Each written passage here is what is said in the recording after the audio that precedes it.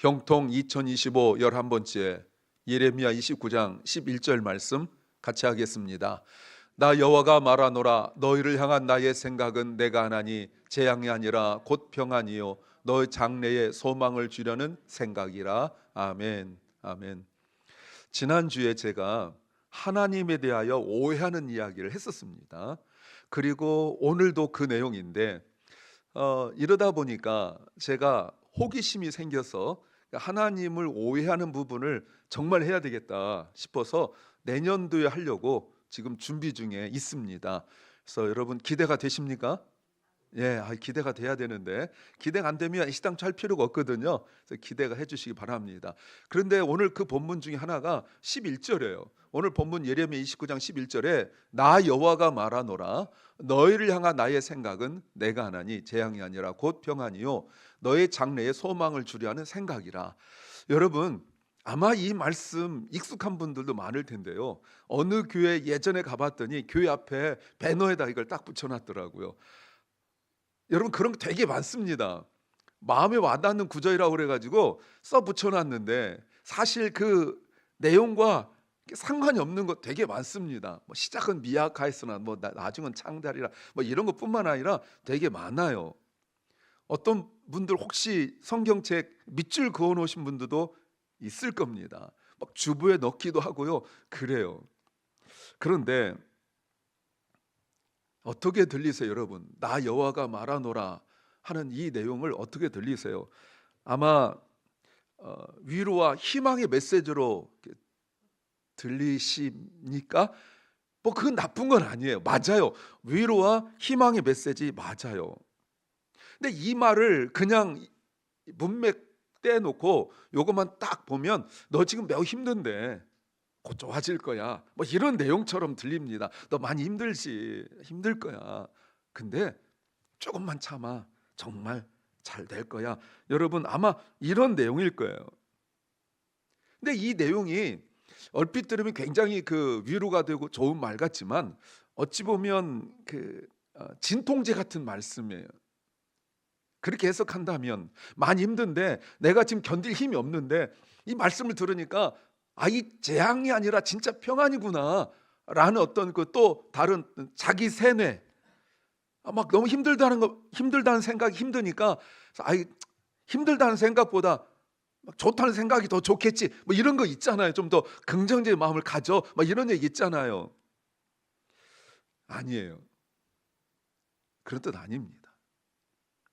지금 겪는 어려움이 재앙이 아니라 미래에 대한 그 희망을 주기 위하여 네가 나중에 더 잘 될 테니까 지금 조금만 견뎌. 그러면 정말 잘 될 거야. 이런 내용 아닙니다.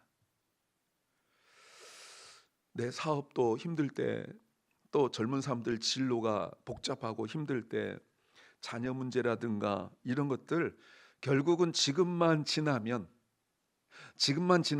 나중에 굉장히 잘 될 거야. 뭐 이런 내용이었으면 좋겠지만 아니에요. 제가 어릴 때 사실 이런 설교를 듣고 이럴 때 정말 희망을 많이 가졌었어요. 여러분 보실 때 고생이라고는 하나도 없이 잘한 것 같겠지만 제가 정말 시험 많이 떨어졌습니다. 정말 그 얘기는 제가 앞에서 많이 했고요. 하여튼 시험 어마어마하게 떨어졌어요. 한 문제 차이로 떨어지고 뭐 이렇게 했었어요. 이거 시험이 합격을 해야 내가 좀 인생이 풀릴 텐데 내가 공부 봐준 애들은 다 됐는데 꼭 다 내가 될 줄 알았는데 나만 턱 떨어진, 여러분 그거 아십니까? 막 앞에 지금처럼 인터넷으로 발표할 때가 아니라 앞에 명단 이렇게 이름이 쭉 써 있거든요. 그러면 쭉 하다가 잘 번호 5, 6, 7, 8 하다가 그 다음 9 나와야 되는데 9가 저거든요. 같이 공부한 애들 다 됐는데 저만 떡 떨어질 때 그 참담함. 옆에 있는 사람들 여러분 그 표정 아십니까? 뭐라고 위로하긴 해야 되겠는데 자기들은 됐는데 기쁜데 자기들 공부 가르쳐준 제가 떨어졌을 때 그 뭐 미묘한 그거 정말 싫거든요. 그때 목사님이 뭐 하셨던 말씀 중에 이런 말씀 많았어요. 좋아요. 너무 좋아요. 그래서 목사님께서 설교하시고 저는 정말 유심히 열심히 들었어요. 내 인생에 뭔가 놀라운 변화가 일어나기를 정말 간절히 기다리고 기대하고 그랬지만 힘들었어요. 하나님은 선하시다는 것, 하나님은 나를 향한 계획을 가지고 계시다는 것. 그러나 내 현실은 너무 내 생각대로 안 풀리고 그런 거 있잖아요. 뭐 실력이라도 뭐 없으면 그러려니 하고 공부라도 대충 했으면 그러려니 하겠지만, 여러분 말씀드렸지만 저 중학교 때부터 여러분 2시간 이상 자본 적이 없었어요. 공부하느라고. 예, 밥 먹는 시간도 10분 막 이렇게 하고 거의 뭐 공부 시간이 뭐 거의 18 하루에 7, 8시간만 공부하면 될 텐데 14시간, 16시간, 18시간 막 이렇게 공부를 했었어요. 어마어마하게 했습니다. 그래도 안 되는데 어떻게 해요? 그럼 뭐가 부족한가? 내가 뭘 하나님 앞에 잘못했을까? 그러면서도 안 될 거야, 난 안 돼 하면서도 이런 설교를 듣고 또 목사님 말씀 듣고 그러면 또 기대를 갖게 되는 거예요. 그렇지만 늘 갈등이 있었고 어려움이 있었어요. 기도 정말 열심히 했습니다. 정말 성경 열심히 읽었어요. 저 직장 다닐 때 2호선 지옥철을 영등포에서 타가지고 제가 을지로에서 갈아타가지고 충무로 가고 이럴 때 그 지옥철에서 고개 제끼고 이렇게 해서요, 출퇴근 시간에 제가 성경 40장에서 60장씩 읽었어요. 물론 뭐 교양도 교양이지만 어떻게 좀 돌파구를 찾아보려고, 하나님이 좀 이렇게 사랑해 주셔야 되니까. 여러분 기도할 때도 저 의자 앉아서 기도하면 응답 안 해주실까 봐 바닥 이런 카펫도 아니고 시멘트였잖아요. 거기 막 무릎 꿇고 막 방석 깔면 또 응답 안 해주실까 봐 그 무릎 아픈데 막 무릎 꿇고 손 들고 기도하고 그랬었어요. 근데 이런 말씀을 들으면 소망이 생기는데 현실은 아니고, 여러분 다시 말씀드리지만 이 말씀은 그런 뜻 아니에요. 이 말씀이 진짜 의미가 무엇인가를 우리가 알려면 배경을 알아야 돼요. 예레미야가 이 설교를 할 때가 언제냐면 바벨론에 의하여 나라가 멸망당하기 1년 정도 남은 그 어간이거든요.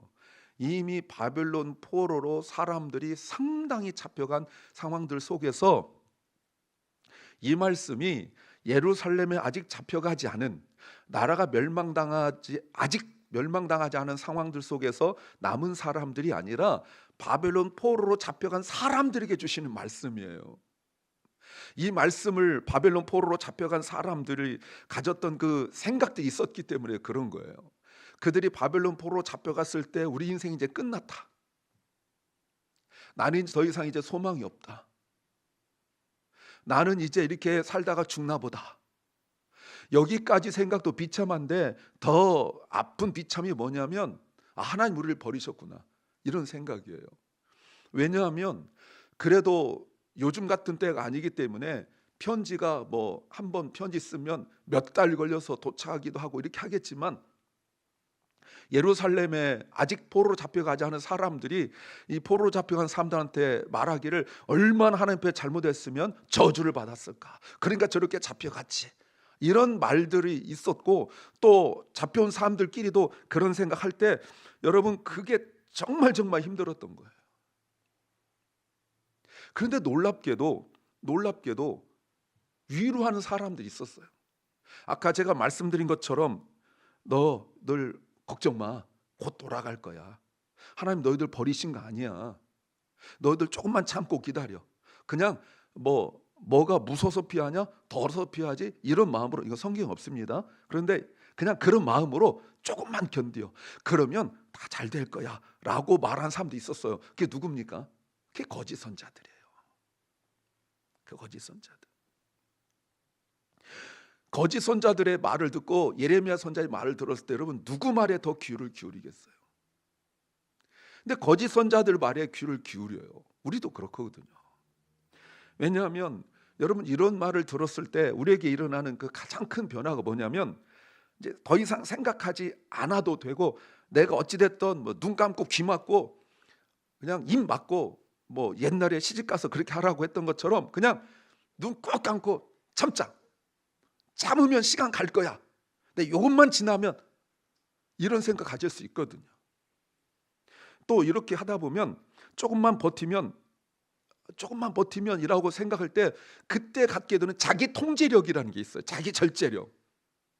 예. 왜냐하면 여기서 제가 이렇게 막 뭔가 잘못하면, 제가 아까 믿음이 약해졌을 때 무릎 꿇고 시멘트 바닥에 무릎 꿇고 두 손 들고 기도해야 하나님께서 응답하실 것 같은 그런 거 있잖아요. 성경을 읽는 것도 중요하지만 내가 이 막 지옥절 같은 이호선에서 몸 삐뚤삐뚤 해가면서 막 남들 다 고개 잡았고 자든지 아니면 신문 보는데 난 그래도 성경 읽으면 하나님께서 날 보실 거야, 뭐 이런 어떤 그런 얄팍한 심령, 이런 게 지금 포로로 잡혀갔는데 거짓 선자들 이야기할 때 그 와닿는 게 있단 말이에요. 그래, 내가 엉뚱한 짓 하면 세상 말로 부정 탈 수 있으니까 내 말도 조심하고 생각도 조심하자, 뭐 이런 것들이 있잖아 말이에요. 근데 예레미야 선자가 말하는 게 그게 아니에요. 포로로 잡혀간 사람들한테 뭐라고 말하냐면 너희들 70년 지나야 된다, 이렇게 말하는 거예요. 이 사람들은 빨리 풀려날 생각하고 있는데 70년 풀려난다, 당장 너희도 못 간다. 그러면서 뭐라고 말씀하시냐면 이렇게 말씀하세요. 너희를 향한 나의 생각은 내가 한다. 그죠? 말씀하시죠. 내가 플랜을 가지고 있는데, 계획을 가지고 있는데 재앙이 아니라 곧 평안이요 샬롬이라는 겁니다. 너희 장래의 미래에 소망을 주려 한다. 여러분 보세요. I have planned to give you hope and a future. 더 정확히 말하면 너에게 소망과 미래를 주려고 한다는 거예요. 여러분, 이게 소망이 생기겠어요? 지금 당장 풀려나게 해줄게, 2달만 참어, 뭐 이렇게 2달도 사실 힘든데 포로로 잡혀가가지고, 여러분 포로 잡혀보셨어요? 뭐 저도 안 잡혀봤지만 보면 포로로 잡혀가서 여러분 2달도 사실 힘듭니다. 포로한테 잡혀왔는데 야 얼마나 힘드세요, 좀만 견디세요, 이러겠어요? 아닙니다. 욕하지, 막 때리지, 뭐 얼마나 비인격적으로 이렇게 하겠어요. 여러분 2달도 힘들어 죽겠는데 하나님이 70년을 견디라고 말씀하셨을 때 여러분 이 말씀을 들은 사람들에게 소망이 생기겠냐고요. I'll give you hope. 너희들에게 소망을 줄게. 근데 이 소망이 생기겠냐고요. 너희에게 미래를 줄게. 미래에 대한 소망이 생기겠냐고요. 근데 요 앞에 말씀을 여러분 조금만 읽어보시면 이제 4절부터 7절 어떤 말씀 나오냐면 이렇게 말해요. 너희들 여기서 70년 사는 동안 집을 지어 살고 밭을 일구며 살고 그리고 사업하면서 살고 자녀를 낳고 살고 너희를 힘들게 하는 바벨론이 멸망당하지 않도록 이 땅의 평화를 위하여 기도하면서 살라고 말씀하세요. 제가 지금 의도적으로, 원문에는 없지만 제가 의도적으로 넣은 말이 살고를 의도적으로 넣었어요. 이 사람들은 여기서 벗어나고 싶고 빨리 탈출하고 싶고 정말 더러워서 차라리 죽는 게 낫다, 이 생각하고 있는 사람들에게 하나님께서 예레미야 선지자를 통하여 뭐라고 말씀하시냐면 살라는 거예요. 그것도 막 더러워서 견디고 뭐 눈 감고 이러지 말고 눈 똑바로 뜨고 정신 똑바로 차리고 그리고 열심히 사업하면서 자녀 낳고 집 짓고 그리고 이 땅 당장 멸망받아 오늘 하늘에서 불이 내려가지고 소돔과 고모라처럼 멸망시켜도 부족한 이 땅을 그렇게 하지 않도록 너희들이 잘 살 수 있도록 이 땅의 평화를 위하여 이 땅이 망하지 않도록 기도하라고 말씀하고 있어요. 이 말씀을 들은 아마 바벨론 포로로 잡혀온 사람들이 딱 여러분 표정이에요. 뭔 소리 하는 거야? 이런 거지. 소망도 없고. 예레미야가 그런 설교했을 때 여러분 그 중에 포로로 잡혀온 사람 중에 한 명이라도 아멘 하는 사람이 단 한 명도 없었어요. 저거 거짓말하다, 하나님 그런 분이 아니야, 막 이렇게 했어요. 여러분 하나님께서 이 말씀하시는 진짜 그 속마음, 그 속뜻 우리가 알아야 돼요.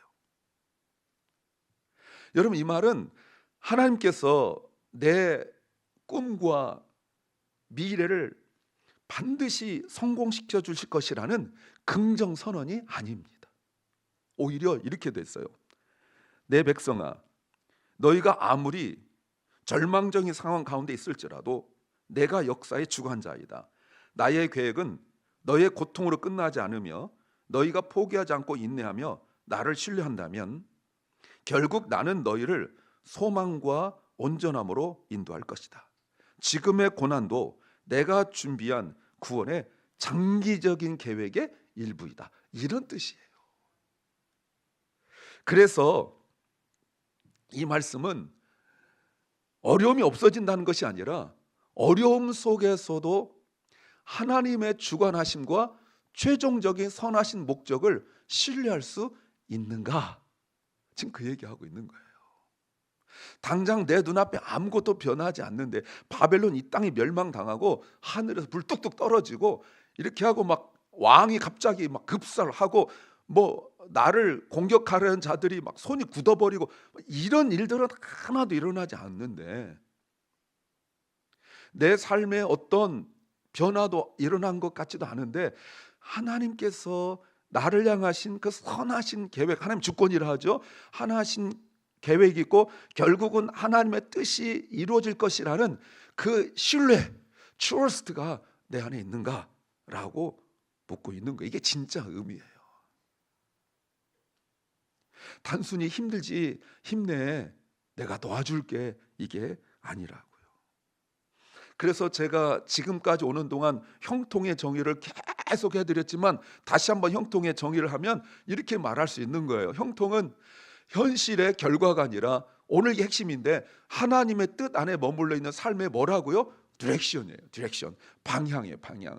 결국 그렇다면 우리가 이 말씀을 보면서 바벨론의 그 척박하고 힘들고 어려운 삶의 한가운데 속에서도 나는 하나님의 계획 안에 있는가, 이걸 점검해야 되는 거예요. 마치 그 짜디짠 바닷물 속에 있지만 그 물고기가 짜지지 않는 것처럼, 내가 세상이 변해되어 나는 이 세상에서 못 살겠어요, 나는 정말 이 삶에서 못 살겠어요, 나는 나와야겠어요, 나는 탈출해야 되겠어요, 지긋지긋해요 라고 맘먹고 있는 우리에게, 그런 상황들 속에서도 정말 나를 향하신 그 하나님의 계획, 하나님의 특별히 방향성에서 같은 방향을 가고 있는가, 지금 그 말씀 물어보고 있는 거예요.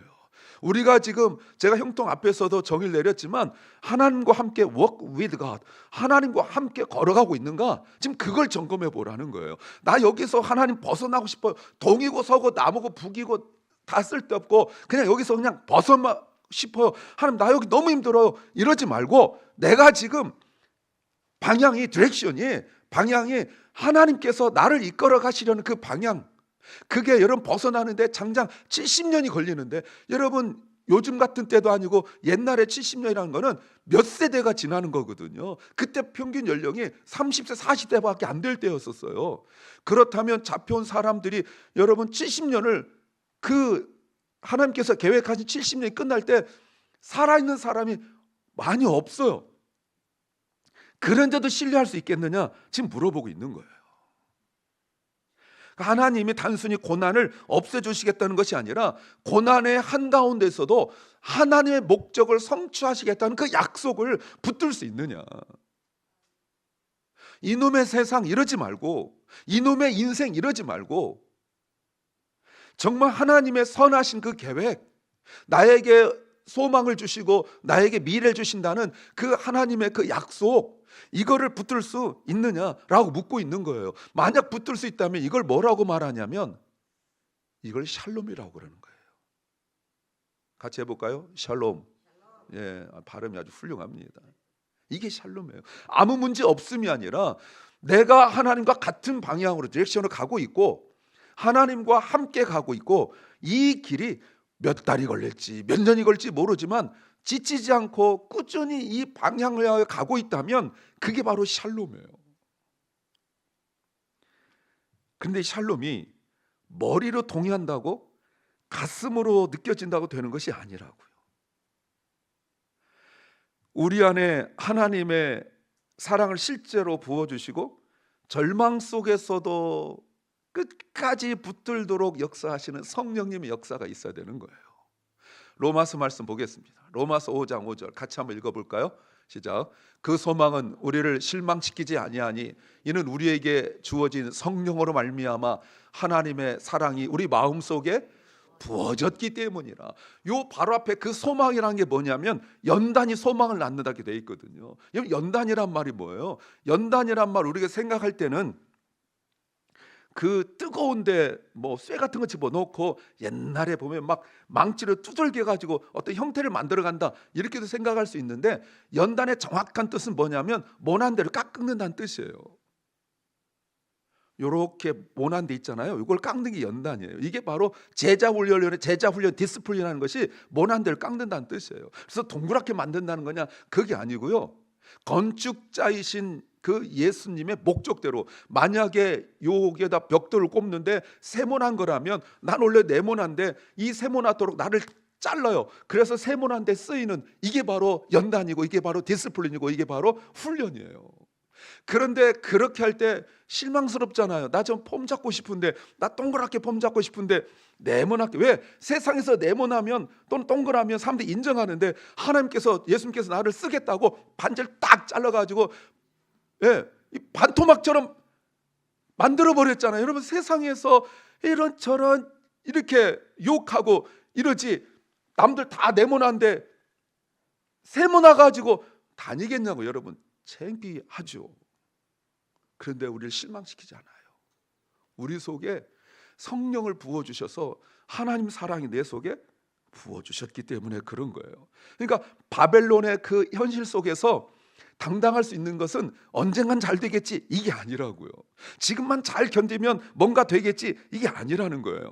나를 향하신 그 하나님의 계획이 분명히 있고, 그 계획이 어쩌면 안타깝지만 내 생애 동안 이루어지지 않을 수는 있지만, 그러나 하나님의 그 방향대로 한 걸음 한 걸음 나아간다고 고백할 수 있도록 만드시는 성령님이 내 마음속에 부어졌다라는 뜻입니다. 아멘입니까? 이제 여기는 아멘 하셔도 돼요. 그런데 우리가 왜 이 성령을, 샬롬을 누리지 못합니까? 다시 말하면 하나님께서 말씀하신 이 형통을 왜 누리지 못하냐는 거예요. 우리는 이 샬롬, 이 형통을 하나님의 계획 속에서 찾아야 되는데, 자꾸 내 계획, 내 삶에서, 또 밴댕이 소갈머리 같은 정도의 조그만 내 마음에서 형통과 샬롬을 찾으려 하니까 없는 거예요. 맨날 어떤 그 카테고리가 뭐 입시, 취업 이런 것뿐만 아니라 가정, 뭐 건강, 이런 것들에서만 어떤 샬롬을 찾고, 감정에서만 찾고, 자기 기준과 지식으로 되니까 거기에 조금만 어긋나게 되면 그 평안이 다 깨져버리는 거예요. 그래서 우리는 오늘 본문을 다시 한번 11절 보세요. 11절에 나 여호와가 말하노라, 너희를 향한 나의 생각은 내가 하나니 재앙이 아니라 곧 평안이요 너희 장래에 소망을 주려는 생각이다. 여러분, 이 말씀이 어떻게 자꾸 들리냐면 하나님이 너를 축복해 주실 거야, 뭐 이렇게 내가 인식하고 내가 깨닫고 내가 받아들일 수 있을 때 하나님께서 결국은 그것을 내가 원하는 대로 이루어 주실 거야, 이렇게 생각해요. 그런데 그렇게 받아들였는데 여전히 나는 몸이 아프고, 여전히 나는 내 삶이 힘들고, 여전히 관계는 꼬여 있고, 뭐 어쩌면 이 땅에서 내가 사는 동안 회복되지 않을 것 같고, 뭐 막 이런 생각 들어가니까, 예전에 제가 했던 것처럼 하나님 정말 저를 사랑한 건 맞긴 맞나요? 나를 향하신 계획이 있다면서요. 그 계획이 하나님 이거야 되잖아요 라고 하나님 앞에 자꾸 우겨가지고 끝까지 하나님 앞에 딜하고 거래하려 하고 이렇게 하려는 것. 하나님, 내가 그러면 하루에 3시간씩 기도할 테니까 그럼 하나님께서 이거 주세요, 뭐 이런 거. 뭐 그렇게 안 해본 것처럼 얼굴 하지 마세요. 저만 한 것처럼. 제가 그랬다 이 말입니다. 여러분, 이러다가 드는 생각이 뭔지 아세요? 기도한다고 무슨 소용이 있겠어? 한두 달 기도하고 이런 말 하지 마세요. 1, 2년 기도하고 이런 말 하지 마세요. 적어도 1, 20년은 같은 제목으로 기도해보고 난 이후에 아유, 기도한다고 무슨 소용이 있겠어?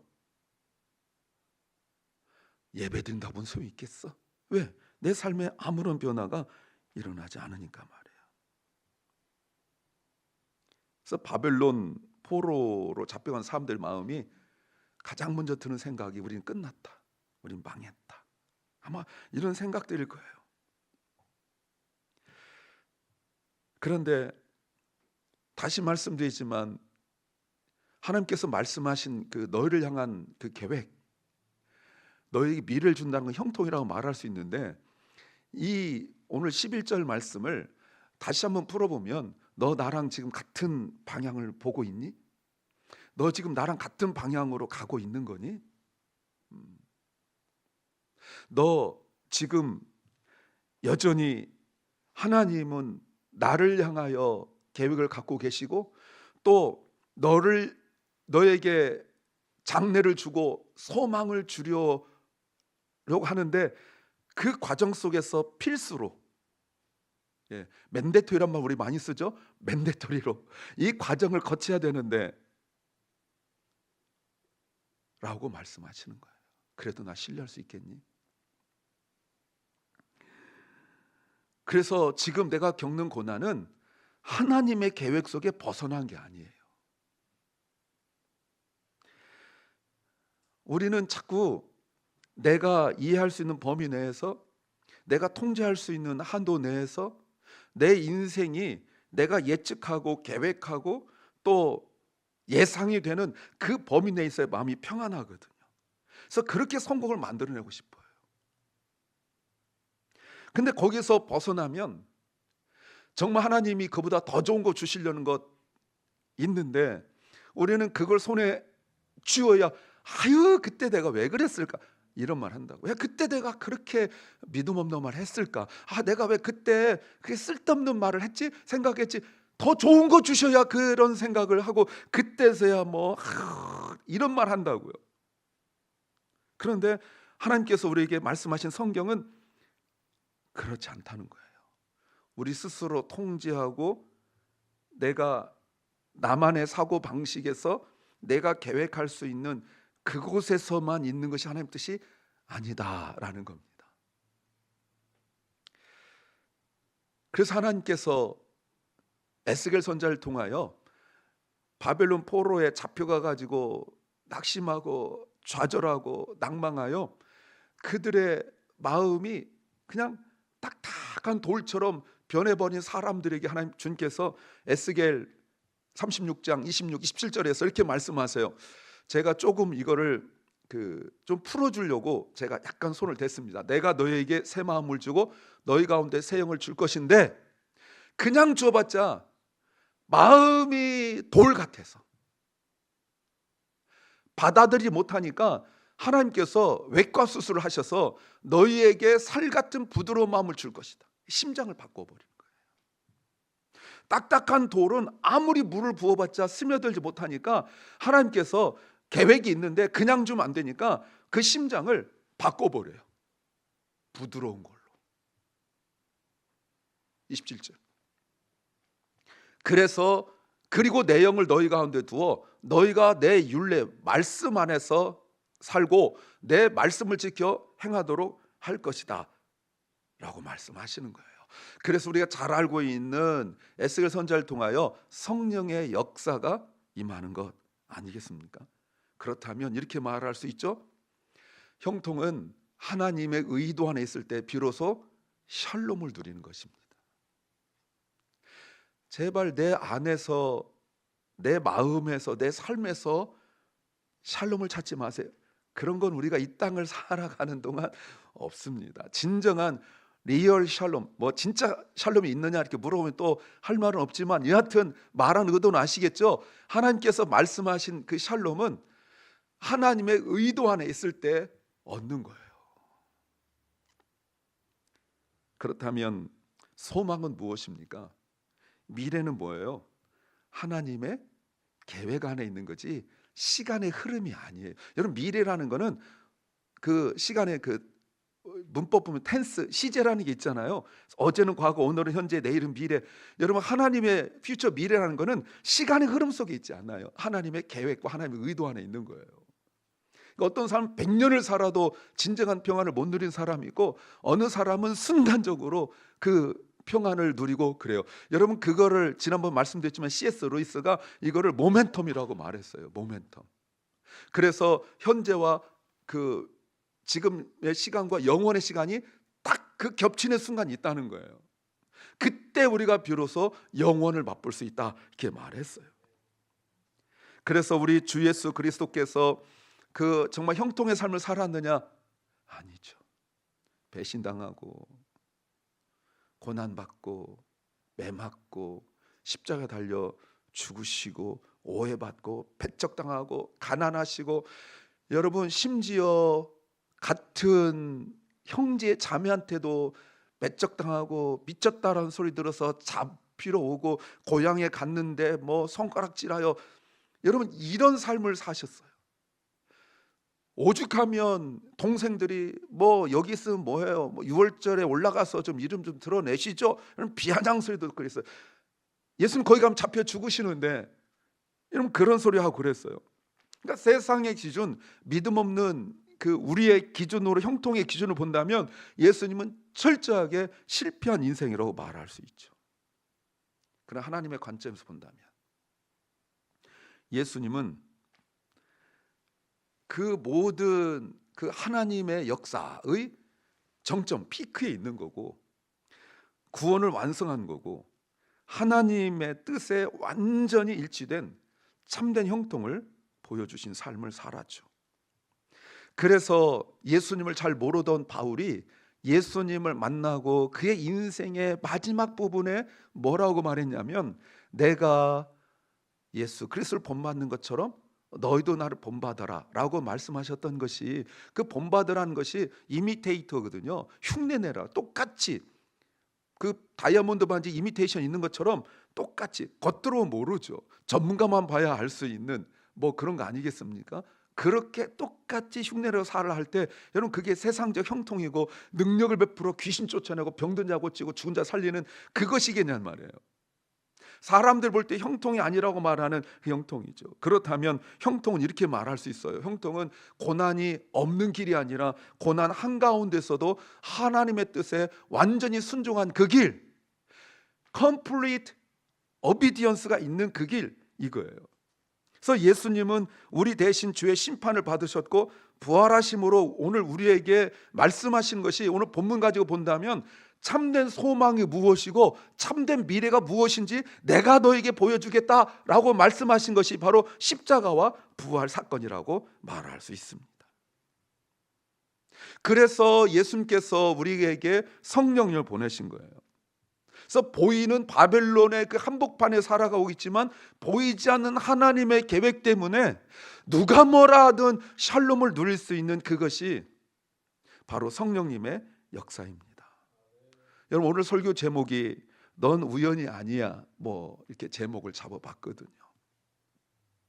그렇다면 오늘 본문을 가지고 설교 제목과 묶어서 본다면 너의 삶은, 너의 고난은, 너의 눈물은 우연히 일어난 일이 아니라 십자가와 부활의 은혜 안에 있는 하나님의 선한 계획의 일부란다 라고 말씀하시는 거예요.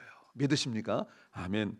사랑하는 주님의 성도 여러분, 지금 우리가 이 자리까지, 우리 여러분 아침에 어제뿐만 아니라 인생 살아오면서 이 자리까지 온 것이 결코 우연이 아니라는 사실을 믿으시기 바랍니다. 내가 학교 다니고 뭐 때로는 원하지 않는 일을 겪기도 하고, 때로는 뭐 여러 가지 부모나 가정에서 관계 속에서 겪는 그 일들이 있었지만, 물론 지금도 아직 끝나지 않는 앞으로 일어날 일들, 내 마음에 드는 게 몇 가지나 있을까 싶어보면 저보다 젊은 사람들한테는 죄송하지만 뭐 그 있잖아요.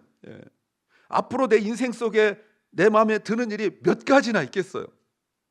그러나 그것조차도 하나님의 선한 계획 가운데 있음을 믿으시기 바랍니다. 그 과정 발걸음 하나하나가 말이죠. 바벨론에서 집을 짓고 살아가듯 오늘 이 자리에서 성실히 살아가기를 소망합니다. 탈출만 꿈꾸지 마세요. 여러분 여기에서 막 어디로 벗어난다고 될 일이 아니에요. 여러분 여기에서 막 다른 도시로 간다고 뭐 될 일이 아니에요. 여러분 여기에서 뭐 다른 데 어디 아무리 바다 속에 들어간다 한들, 하늘 높이 올라간다 한들, 높은 산에 올라간다 한들, 시편 139편의 고백처럼 거기에도 하나님 뜻이 있어요. 고난이 사라지는 것을 형통이라고 부르지 않고, 다시 한번 말씀드려요, 하나님의 의도 안에 있는 삶의 방향성이에요. 그래서 다시 한번 점검하세요. 내가 하나님과 같은 방향으로 가고 있는가? 내가 지금 겪는 고난도 답답하고 곤고하고 힘들어서 내가 벗어나고 싶은 이것도 하나님의 뜻 안에 있는 것인가를 보시기 바랍니다. 어떤 분에게는 낭망의 소식일 수 있겠지만 또 어떤 분에게는 또 믿음의 소식일 수도 있는데, 아까 말씀드렸죠. 이 땅에서 모든 것이 회복되지 않을 수 있어요. 그러나 이미 시작된 하나님의 나라가 예수 그리스도께서 다시 오심으로 말미암아 이루어진 것을 믿는다면, 오늘 우리가 샬롬 평안을 누리고 기뻐하고 감사할 이유가 나로부터 나오지 않고 하나님의 계획으로부터 나오는 것을 믿으시기 바랍니다. 그래서 오늘 예레미야 선지자가 말한 것처럼 오늘 여기에서 우리가 기뻐하며 감사하며 최선을 다해 살아가고, 나보다 덜 아프고 나보다 덜 힘들고 나보다 덜 고통스러운 사람을 더 고통스럽고 더 아픈 내가 기쁨으로 섬길 수 있는 것은 내가 배짱이 좋고 맷집이 좋아서가 아니라 주님이 나를 향한 계획했다는 사실을 믿으시기 때문에 그렇습니다. 바벨론 같은 이 세상에서 우연이 아니라 하나님은 나를 버리지도 아니하시고 하나님은 나를 향하여 한 걸음 한 걸음 인도하고 계시고, 이 발걸음이 닿는 곳에 당장 저 멀리 지평선 끝이 보이지 않는다 할지라도, 내가 단 한 걸음만 가고 있다 할지라도 지금까지 나를 인도하신 하나님의 그 인도하심이 틀림없이 하나님께서 말씀하신 대로 우리가 끝에 가보면 주님이 계시고 참 소망과 참 미래를 만나게 될 줄로 믿습니다.